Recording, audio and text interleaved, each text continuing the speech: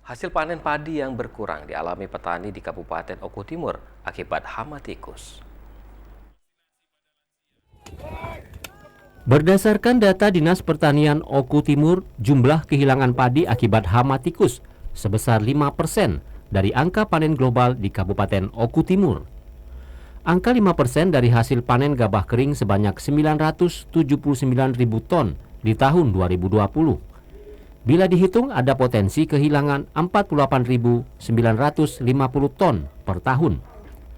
Untuk itu pada tahun ini demi meminimalisir gangguan dan serangan hama tikus terhadap tanaman padi, dilakukan pengendalian hama tikus.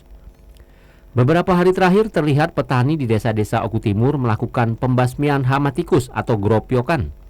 Gropyokan merupakan salah satu cara pengendalian tikus sawah dengan alat yang sederhana, diantaranya cangkul, alat pemukul, dan jaring. Namun memang tidak sebesar yang 200 itu Sumsel. Itu Sumsel. Kita ada kilang-kilang sekali 5%, dari situ bisa kita tekan sedikit, seminimal mungkin. Dengan adanya pembasmian, jumlah kehilangan akan berkurang bisa setengahnya.